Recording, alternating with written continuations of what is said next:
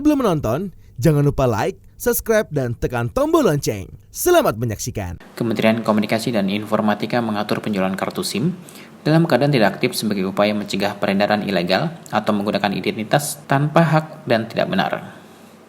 Oleh karena itu, Direktur Jenderal Penyelenggaraan Pos dan Informatika Kementerian Kominfo, Ahmad M. Ramli mengimbau operator layanan telekomunikasi seluler dan penjual kartu SIM mematuhi Peraturan Menteri Kominfo Nomor 5 Tahun 2021 tentang penyelenggaraan telekomunikasi. Mengutip beberapa sumber, Dirjen Ramli menyatakan, di Indonesia saat ini penggunaan kartu SIM aktif secara nasional mencapai 345,3 juta. Dirjen PP Kementerian Kominfo menjelaskan, PM Kominfo nomor 5 tahun 2021 yang mulai diberlakukan pada bulan April 2021 itu mengatur registrasi kartu SIM prabayar. Pengaturan itu bukan tanpa tujuan, sebab saat ini penggunaan layanan telekomunikasi seluler juga cenderung meningkat. Menurut Dirjen Ramli, saat ini pengguna aktif media sosial di Indonesia mencapai 170 juta jiwa. Dari banyaknya jumlah tersebut, rata-rata memanfaatkan over the top dan berbagai aplikasi digital untuk kehidupan sehari-hari. Dalam Peraturan Menteri Kominfo Nomor 5 Tahun 2021, disebutkan penyelenggara jasa telekomunikasi wajib mengedarkan kartu perdana dalam keadaan tidak aktif untuk semua layanan jasa telekomunikasi. Selanjutnya, dalam ayat 6, peredaran dalam kondisi tidak aktif wajib dilaksanakan juga oleh setiap orang yang menjual kartu perdana, yaitu distributor, agen, outlet, lapak, dan atau perorangan. Seperti kita ketahui bahwa pada tanggal April kemarin, ya, kita sudah memberlakukan Peraturan Menteri Nomor 5 Tahun 2021 tentang jasa telekomunikasi yang di dalamnya juga mengatur terkait dengan registrasi kartu prabayar. Seperti Bapak dan Ibu ketahui bahwa Mobile Connection Indonesia, data terakhir dari VR Sosial, ya, dan juga kita compare dengan data-data yang ada, itu terkoneksi SIM card aktif itu sekitar 345,3 juta. Jadi ini melebihi jumlah penduduk, memang karena kita tahu bahwa seorang bisa memiliki lebih dari satu nomor.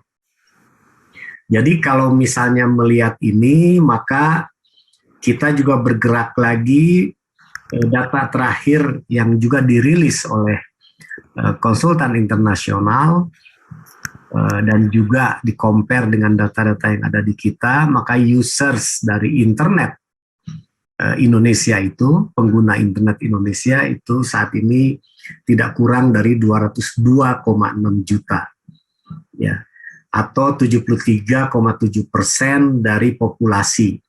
Populasi kita mungkin Pak Prof. Zudan bisa mengoreksi nanti, ini data terakhir yang kami peroleh dari berbagai sumber itu 274,9 juta.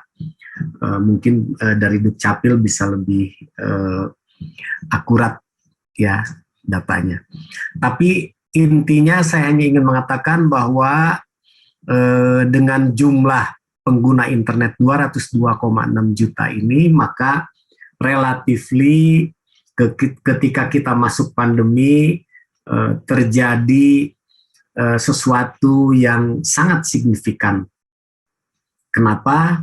Karena bayangkan kalau internet users kita misalnya berada hanya di bawah 25% atau di bawah 50%, maka kontak fisik itu otomatis akan terjadi sangat intens. Tapi dengan internet users kita 73,7%, maka belajar daring, kemudian layanan kesehatan daring, itu bisa berlangsung demikian baik. Nah, oleh karena itu, angka 73,7% pengguna internet nasional ini, atau 202,6 juta, itu pada saat ini justru sangat menolong ketika kita memasuki masa pandemi ini.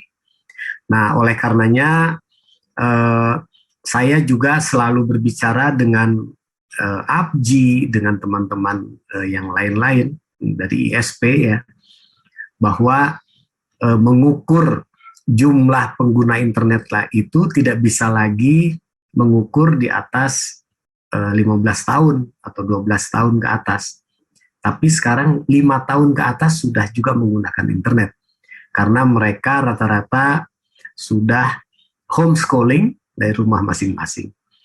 Bahkan kemarin itu belum lama Menteri Kesehatan justru melakukan kerjasama dengan platform-platform kesehatan telemedicine, ya ada Halodoc dan lain-lain, agar masyarakat yang terinfeksi COVID dan kemudian isoman mandiri di rumah itu tetap dalam pantauan dokter.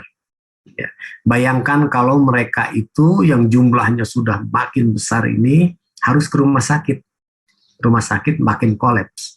Nah, oleh karena itu pendekatan telemedicine dengan menggunakan jaringan internet ini luar biasa, ya, membuat mereka tetap di rumah, tetapi merasa dipantau terus 24 jam oleh dokter. Anytime dia bisa berkonsultasi, bahkan anytime dokter bisa memberikan resep, ya, dan kemudian ujungnya di apotek, dan dari apotek kemudian diantar oleh Gojek atau apapun kurirnya ke rumah yang bersangkutan. Dalam peraturan yang sama, terdapat prinsip mengenal pelanggan yang diterapkan untuk mengetahui identitas pelanggan adalah benar dan digunakan oleh orang yang berhak. Dirjen Kependudukan dan Pencatatan Sipil Kementerian Dalam Negeri, Zudan Arif Fakrullah, yang juga hadir dalam webinar tersebut, mengajak ekosistem di industri telekomunikasi untuk menggencarkan penolakan terhadap kartu SIM ilegal atau kartu yang sudah terhubung dengan data pribadi orang lain tetapi tetap diperjualbelikan. Dirjen Dukcapil menyatakan, penggunaan kartu SIM yang resmi berdasarkan data pribadi akan dapat membantu pemerintah untuk membangun single identity number.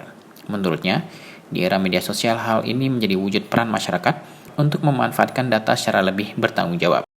Mencermati perkembangan teknologi, Dirjen Dukcapil Zudan Arif menyatakan kehadiran smartphone adalah revolusi yang sangat besar dalam kehidupan di era digital saat ini. Meskipun demikian, Dirjen Dukcapil mengakui masih menjumpai dampak negatif seperti penyebaran hoaks, disinformasi, dan plagiarisme. Namun Dirjen Zudan menyatakan pemanfaatan secara positif masih jauh lebih besar. Dalam webinar itu, turut hadir pakar hukum telekomunikasi Iketut Prihadi, Kanit 2 Subdit 2 Dit Tipit Siber Bareskrim Polri Kompol Irfan Reza, dan Wakil Ketua Asosiasi Penyelenggaraan Telekomunikasi Seluruh Indonesia, Mirza Faiz, serta perwakilan dari asosiasi, komunitas maupun mitra penyelenggaraan jasa telekomunikasi seluler di Indonesia. Tim Eljon Media melaporkan.